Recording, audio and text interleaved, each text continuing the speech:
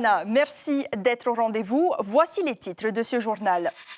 Des rivières en crue, des routes inondées. À chaque épisode pluvieux, les mêmes scénarios se produisent. Les personnes vivant dans des endroits sensibles vivent dans l'inquiétude permanente.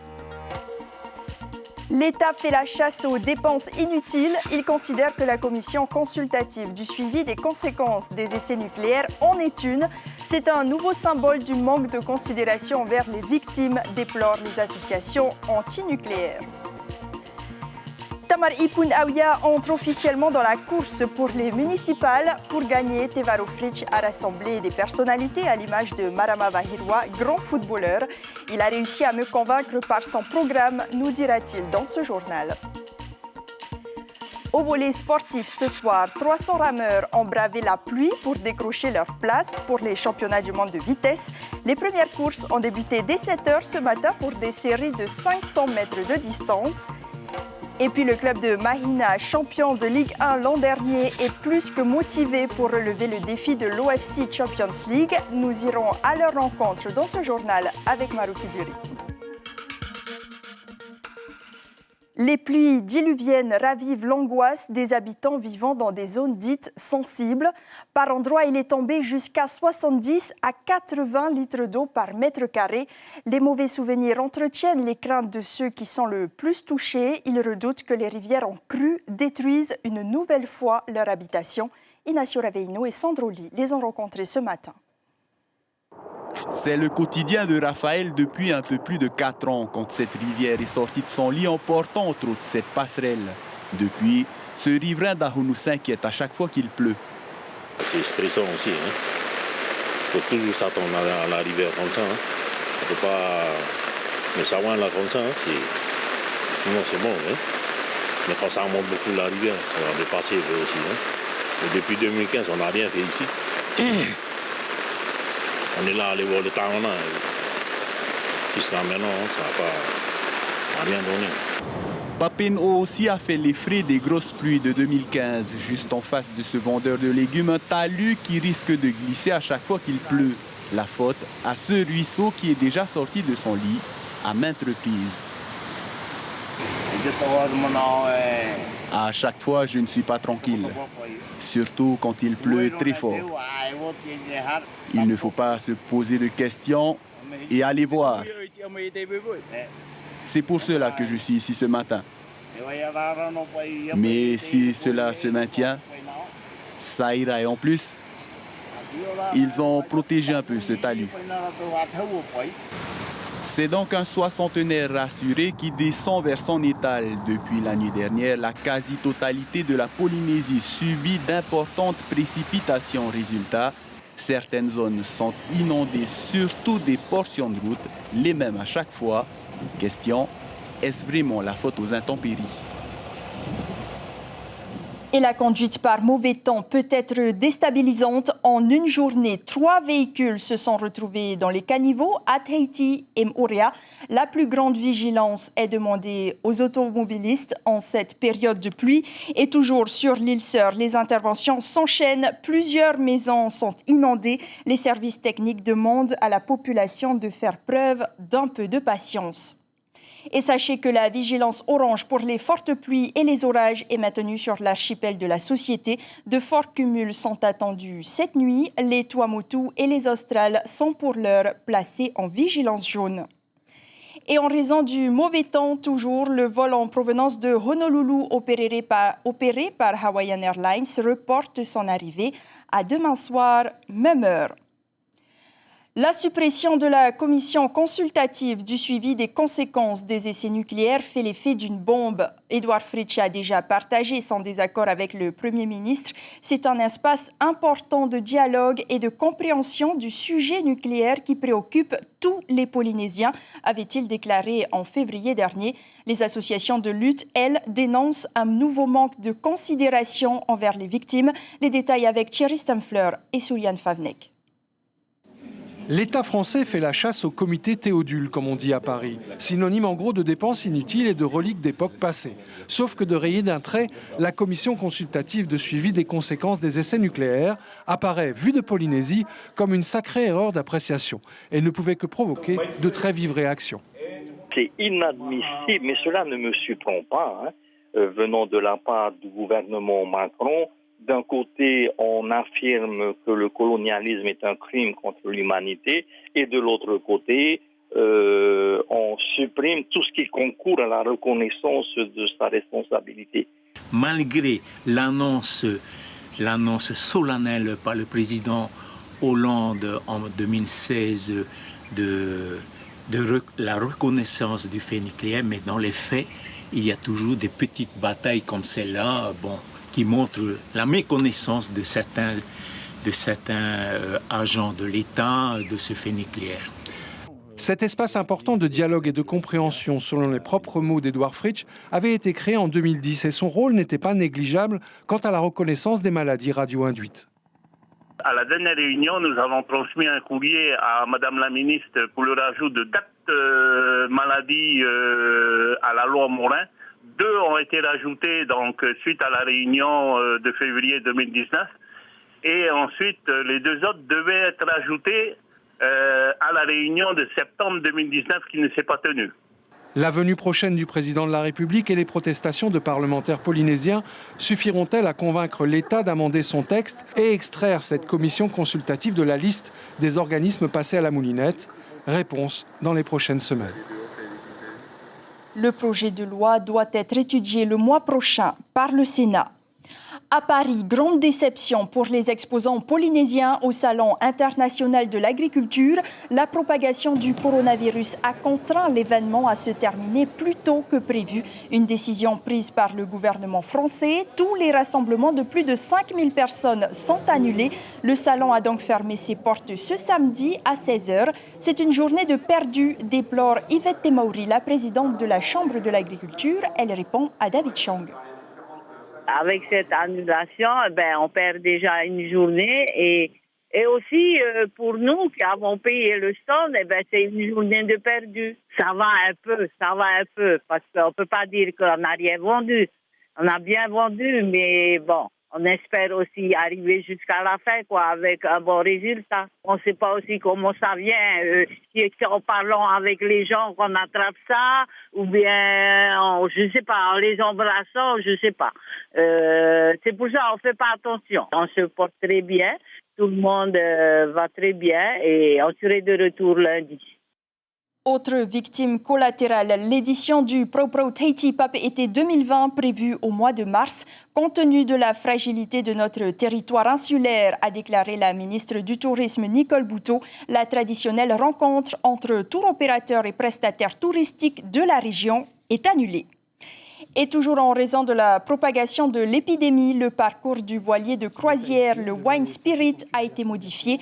Parti de Tahiti pour rejoindre Singapour, il a exceptionnellement fait escale à Nouméa. Le paquebot se rendra finalement à Darwin, dans le nord de l'Australie. Et on vient de l'apprendre, l'Australie vient d'enregistrer un premier décès. Et nous poursuivons ce journal avec l'actualité politique. Teva, le choix de Pun Awia, un slogan qui résonne depuis quelques semaines déjà dans cette commune de la côte ouest. Teva Fritsch a présenté officiellement son programme et c'est Tamari Pun Awia à la presse. Il n'en est pas à son premier coup d'essai, mais cette année, des critères font la différence. Il est investi par le pouvoir en place, en plus d'être vice-président de la Polynésie, Laït Temauri et Jérôme Lee. Nous, on souhaitait le faire dans les formes, c'est-à-dire que la liste a été validée par le Haut-Commissariat. Nous sommes légitimes et nous pouvons nous présenter devant les électeurs. C'est avec humour et entrain que le manager Rofritsch a présenté son équipe. D'anciens colistiers de Tavanaroni Tumahei et Tupomare Pommier, 3e de liste, mais aussi une dizaine de jeunes, Teiva LC, Moetini Moutam, 7e de liste, acteurs de la vie économique, sociale et sportive qui se lancent pour la première fois en politique. Qu'est-ce qui t'a motivé à te présenter sur la liste de Teva Rofritsch? C'est Teva qui est venu me voir en premier. Et le premier arrivé, le premier s'agit. Déjà le travail qu'il fait à la vice-présidence, avec toute sa vie politique aussi, et il a réussi à me convaincre par son programme. Beaucoup de ma population a été délaissée au niveau des routes, des assainissements, des caniveaux. Beaucoup de ma population aussi attendent un grand changement au niveau aussi de l'emploi. Il s'agit du quartier de Outou Moro, soit 3 des 15 bureaux de vote de Poun-Aouia. Oser le changement pour un avenir de projet, plus de sécurité, de proximité et de solidarité. Un programme qui plaît à Michel Leboucher, 9e de liste et toujours au Tahoe-A. Michel Leboucher.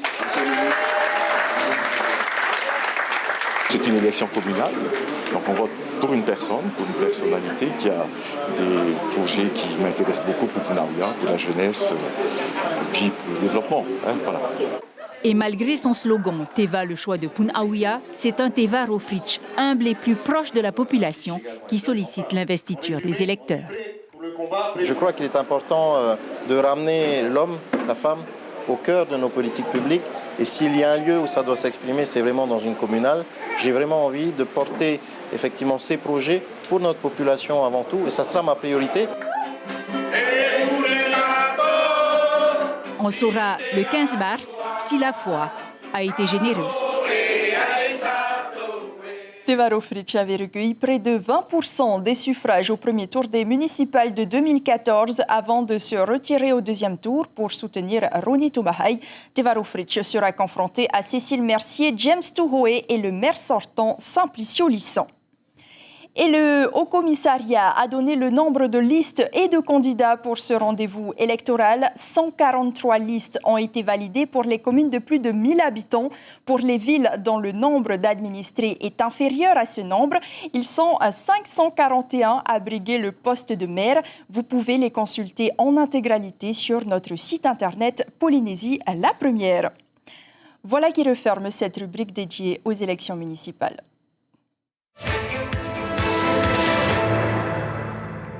Un mot sur le lycée hôtelier de Poun-Aouia qui ouvrait ses portes au public aujourd'hui. Une action ayant pour but de faire découvrir les métiers de l'hôtellerie et de la restauration. Par ailleurs, le public a eu l'occasion de juger les compétences des élèves grâce à une dégustation. Pour la première fois, un concours de cuisine était organisé avec le lycée protestant de Rayatea et l'établissement de Bora Bora. Le proviseur de l'école, Pépin Moukamse, répond à Jérôme. Les jeunes comme les parents donc, ont eu l'occasion de visiter différents ateliers, de découvrir toutes les formations, d'avoir des informations et donc cela permet de valoriser également les élèves du lycée hôtelier à travers les différents ateliers, les productions et les différents concours dans lesquels on est inscrit. Et la palette de formation s'élargit avec une mention complémentaire sommelier. Elle sera disponible à la prochaine rentrée.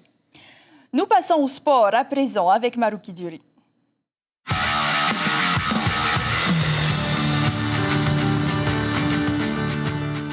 Bonsoir Marouki. Bonsoir Ayata. Aujourd'hui, on parle de foot, de Va'a et de surf. Oui, tout à fait. De Va'a, tout d'abord. La pluie n'a pas empêché la tenue de la première journée des sélectifs de Va'a en vue des championnats du monde de vitesse à Hawaï. Ils étaient un peu moins de 300, toutes catégories confondues, pour tenter de décrocher les places en élite.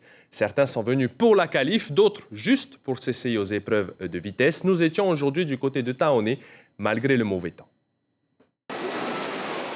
La pluie, le vent et la houle n'ont pas réussi à démotiver les quelques 300 rameurs venus s'affronter sur le plan d'eau aujourd'hui, baie du Taoné, de seniors à vétérans. Normalement, il y a Flores Manari, Paye Amo, il est là, et Reitini Moasen. Il y en a trois, il en manque 4. Les cadets et les juniors, garçons et filles, n'ont pas ramé aujourd'hui. Dans le programme étaient initialement prévues les 83 courses de V1. À cause des mauvaises conditions, seuls 38 ont pu être maintenus. Ça n'a pas empêché certains champions de venir chercher quelques points au classement des sélectifs. Pas vraiment top aussi, hein. Vous savez qui nous suivent aussi, hein. Mais après, sur le plan d'eau, ça ne change pas grand-chose, hein. C'est pareil pour nous tous. Chez les vétérans de 40 à 70 ans, ils étaient près d'une centaine. Comme pour les seniors, les vitesses n'attirent pas grand monde, mais c'est un bon moyen de rester motivé et de s'entraîner plus dur pour les échéances de la saison. Oui, chacun sa spécialité, c'est un peu comme à l'athlétisme. Il y en a qui sont très forts au 100 mètres, il y a d'autres qui sont plus forts au marathon. C'est une spécialité assez exceptionnelle, quoi. La vitesse, c'est à fond, c'est violent, quoi. C'est 500 mètres et même tu peux être en apnée du départ à la fin, quoi. Mais pour certains, comme Firmin, coach d'une équipe féminine novice de FAA, c'est surtout l'occasion de leur faire découvrir l'ambiance d'une compétition, alors que la plupart des rameuses viennent tout juste de commencer. C'est Marie-Rose qui est arrivée là. Premier après deuxième. Donc au centième, pas mal essayer de... Voilà, vous le dites après. Hein? C'est d'abord par rapport à mes enfants qui sont déjà dedans. Et puis, bon, je me suis dit, pourquoi pas aussi moi. C'est plutôt un challenge pour moi-même, personnellement, quoi. Mais bon, au début, c'est stressant, mais ça va, quoi. Pas évident, puisque la plupart sont quand même des vétérans, 40-50 ans, donc c'est pas les mêmes programmes adaptés. Sinon, je vais les ramener au garage, quoi, pour réparer les pièces. Mais l'objectif de ces sélectives pour les athlètes les mieux préparés, c'est bel et bien la qualification pour les championnats du monde. Ils termineront avec des points. Et au deuxième championnat, c'est-à-dire samedi prochain, on va quantifier les points de la deuxième journée et on mettra en addition cela. Et à la troisième journée, on fera le total des 3 courses et on fera le classement des athlètes par rapport à leurs points qu'ils ont gagnés pendant les 3 journées de compétition. Et les meilleurs seront qualifiés pour les Jeux de Polynésie les 10 et 11 avril face aux sélectionnés des îles. C'est à ce moment-là que les places pour les championnats du monde de Hilo à Hawaï seront attribuées. Peut-être que les athlètes que nous venons de voir vont l'utiliser. C'est une machine de musculation pas comme les autres, conçue par un coach bien connu au Fénois, ancien champion dans plusieurs disciplines. Maruki. Vous le connaissez, c'est Roberto Cowen, gérant d'une salle de musculation du côté de FAA, gérant mais aussi presque ingénieur parce qu'il vient de sortir une machine, un prototype de V6 indoor unique au Fénois. Nous avons assisté pour vous à la conception ainsi qu'aux premiers essais. Reportage. On allonge, on cale bien. À plus de 60 ans, Roberto Cowen ne se repose jamais. Après le cyclisme, la moto, le VAA et le bodybuilding, aujourd'hui, une de ses passions, c'est la conception de machines de musculation. Sa dernière invention, il l'a construite en près de 4 mois. Un rameur V6 grandeur nature supporté par 2 machines d'aviron et des tirages de poids. Je vais fixer, donc ce qui fait que je suis dans la même longueur que l'autre, mais plus court. C'est un concept, hein, donc tant que tu n'as pas mis 6 personnes dessus, il y a toujours des petits détails qui vont venir. Mais en gros, j'ai réglé quand même pas mal de petits détails. Et je sais que par la suite, on peut faire vachement mieux. Et les premiers tests effectués cette semaine ont été concluants. Même s'il faut une période d'adaptation aux non-initiés, la posture et la synchronisation doivent être parfaites pour que le travail du coup soit efficace. Le fait d'avoir essayé pour la première fois, tu te sens un peu comme si le fait de devoir être en synchronisation avec tes copains, hein, pour toujours sentir cette efficacité dans le coup. Et voilà, félicitations à lui. Moi, j'ai aimé ma première séance sur cette machine et ça va être encore mieux pour ceux qui n'ont pas encore trouvé le bon coup de rame sur l'eau. Désormais, Roberto espère mobiliser les rameurs 2DT VAA. L'objectif, les ramener au sommet et sortir de la routine du travail de musculation en renforçant les spécificités du VAA. Un mot de surf désormais, Maruki, avec Kauli Vast qui a malheureusement été éliminé d'une compétition WQS. Oui, c'était hier en Australie. Kauli Vast, champion d'Europe junior de la WSL l'année dernière, s'est incliné au 5e tour de la Vizsla Central Coast Pro, une compétition WQS 3000 qui a eu lieu en Australie sur le spot d'Avoca Beach dans l'est donc du pays. Kauli Vast qui est 64e au classement WQS, mais la course à la qualification pour le CT n'est pas son principal objectif. Lui qui se concentre en 2020 sur sa dernière année en junior avant de s'attaquer à 100% au WQS dès 2021. À noter que la sœur de Kauli, Aylan Vast, 15 ans, a elle aussi participé à cette compétition. Elle a été éliminée au 3e tour. Et puis un autre Tahitien qui est aussi en Australie, le triathlète Benjamin Zorniotti a malheureusement mal débuté sa saison internationale. Le champion du Pacifique en titre de triathlon est arrivé 45e de l'OTU Sprint Triathlon Oceania Cup qui a eu lieu à Devonport, au nord-ouest de la Tasmanie. La natation et le vélo ont porté préjudice à Benjamin qui n'a pas pu se rattraper sur la course à pied. Prochaine échéance pour lui, un triathlon de la World Cup prévu le mois prochain. Retour au Fénois avec du ballon rond et un portrait de l'équipe, celui de l'équipe de l'AS Vénus qui joue à partir de demain soir les phases de poule de l'UFC Champions League. Le club de Mahina, champion de la Ligue 1 de football l'an dernier, est prêt à relever le défi de l'UFC Champions League, un événement important tant pour les joueurs que pour les dirigeants. Juan Potoru et Patrick Tsing sont allés à leur rencontre. C'était il y a quelques jours.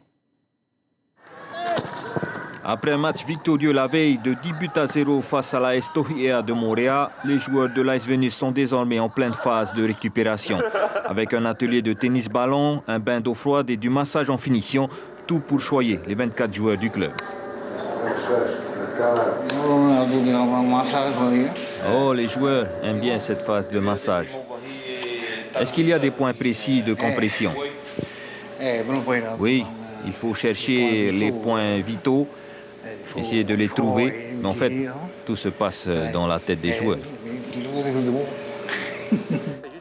À une semaine du tournoi de l'UFC Champions League, les joueurs sont plus que motivés à affronter les équipes étrangères. L'enjeu est de taille. Ils auront des adversaires coriaces, les Néo-Zélandais, les Fidjiens, les Samoa.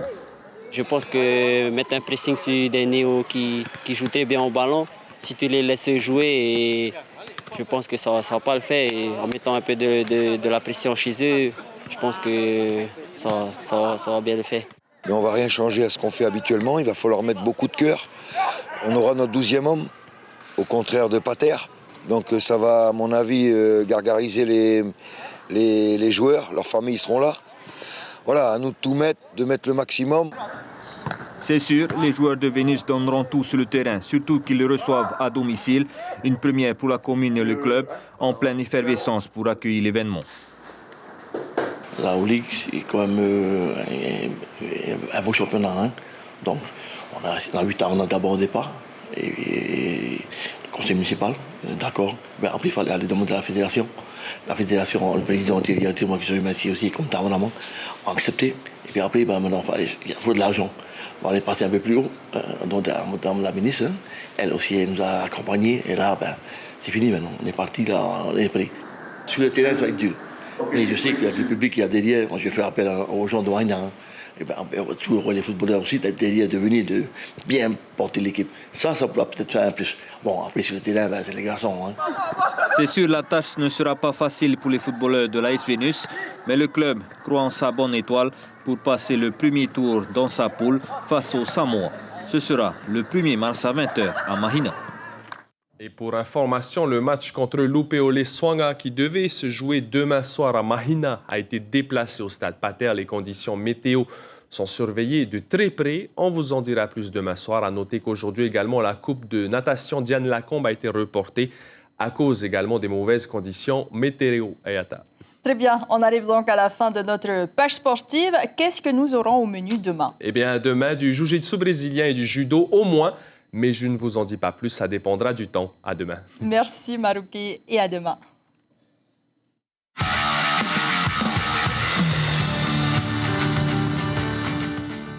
Pour terminer, petite escale à Nukuhiva. Cette année scolaire, l'inspectrice de l'éducation nationale en charge des marquises a décidé de mettre l'accent sur l'apprentissage du français, mais aussi du marquisien dans les 22 écoles primaires de l'archipel. Pour ce faire, 120 ouvrages de littérature de jeunesse française sont en train d'être traduits dans la langue natale. Cette ambitieuse initiative concerne 1100 élèves de l'archipel qui, depuis la mi-janvier, ont commencé à étudier les premiers ouvrages traduits. Aline Heita Archier, l'inspectrice de l'éducation nationale, nous en dit plus au micro de Marie Curva.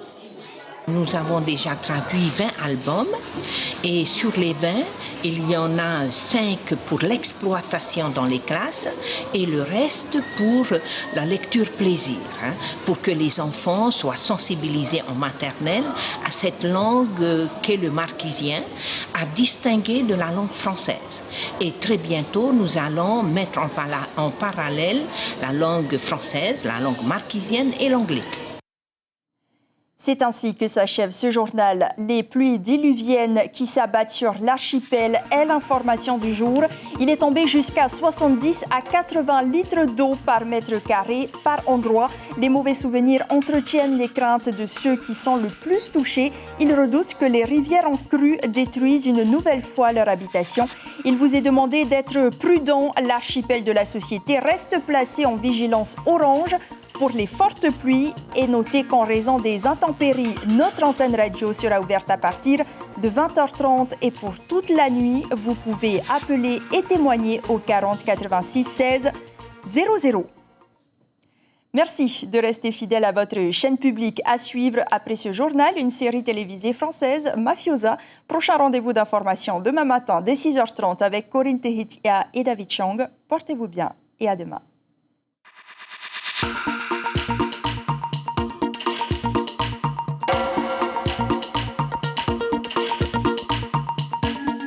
Retrouvez notre journal en replay sur notre site internet.